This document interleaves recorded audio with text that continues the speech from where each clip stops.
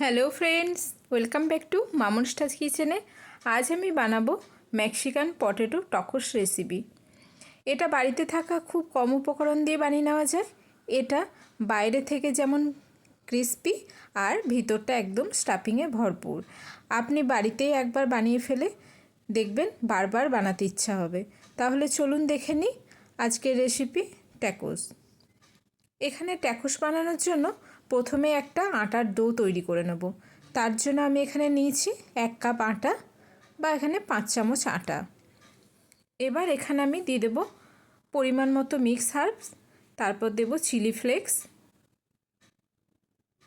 আর দেব নুন, চিনি আর স্বাদ মতো পরিমাণ মতো সাদা তেল। তেলের পরিবর্তে এখানে আপনারা বাটারও ব্যবহার করতে পারেন। এবার সমস্ত কিছু ভালো করে মিশিয়ে নেব। এবার অল্প অল্প জল দিয়ে আটাটা মেখে নেব। যেমন আমরা রুটির জন্য আটা মাখি সেইভাবেই মেখে নেব। ডো রেডি হয়ে গেছে। এবার এটা আমি ঢাকা দিয়ে 30 মিনিটস রেখে দেব। এবার এদিকে স্টাফিং বানানোর জন্য একটা প্যান নেব। এবার তাতে দিয়ে দেব পরিমাণ মতো তেল। এখানে তেলের বদলে আপনারা অবশ্যই বাটার ব্যবহার করতে পারেন।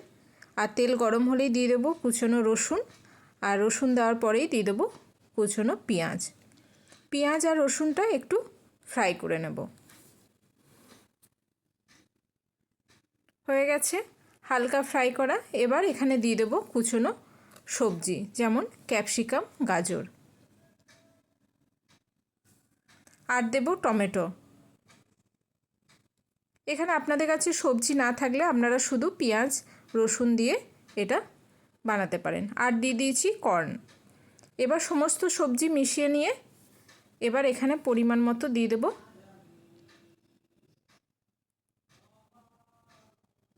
মেশানো হয়ে গেছে। এবার এখানে দিয়ে দেবো পরিমাণ মতো নুন, আর দিয়ে দেবো গোলমরিচের গুঁড়ো।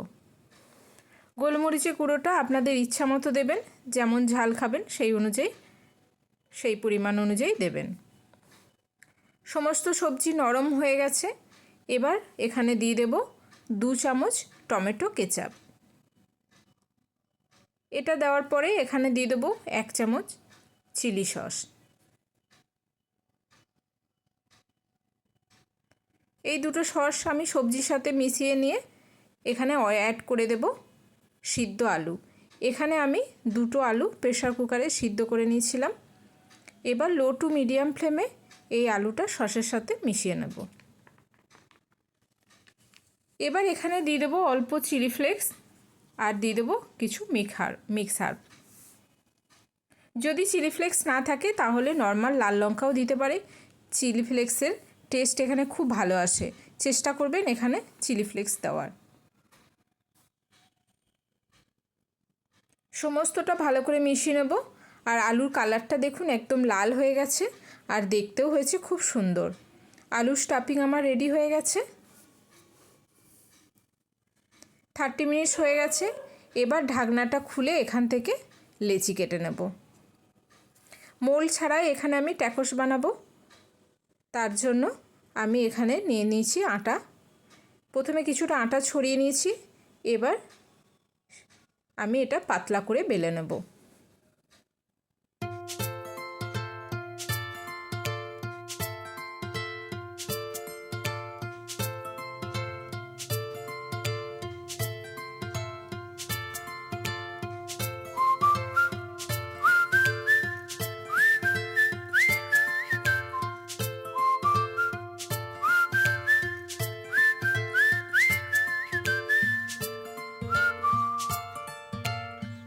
দেখুন আমার বেলা হয়ে গেছে।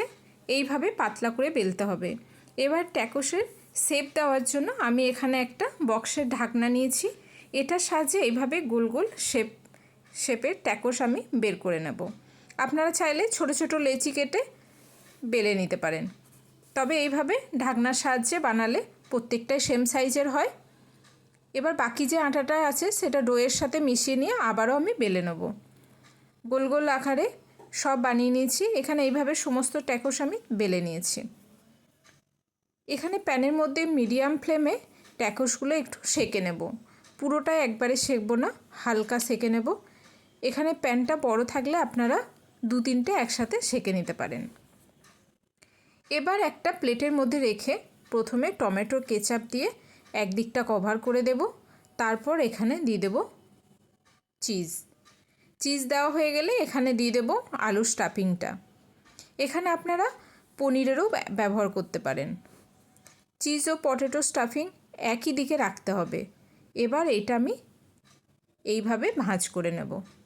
হয়ে গেছে আমার রেডি। এবার ওই একইভাবে আমি দেখুন প্রত্যেকটা ট্যাকোস আমি তৈরি করে নিয়েছি স্টাফিং ভরে। রেডি হয়ে গেছে। এবার ট্যাকোসগুলো সেঁকে নেব। ট্যাকোস শেখার জন্য এখানে একটা প্যান নিয়েছি, সেখানে বাটার দিয়েছি, আর বাটারের বদলে এখানে সাদা তেলেরও ব্যবহার করতে পারেন। বাটার মেল্ট হলেই ট্যাকোসগুলো প্যানের মধ্যে দিয়ে দেব। এখানে আমি একসাথে 4টা দিয়েছি। প্রথমে একদিকটা ভালো করে সেঁকে নেব।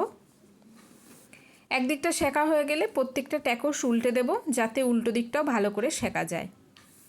এই সময় গ্যাসের ফ্লেমটা মিডিয়ামে রেখে দেব।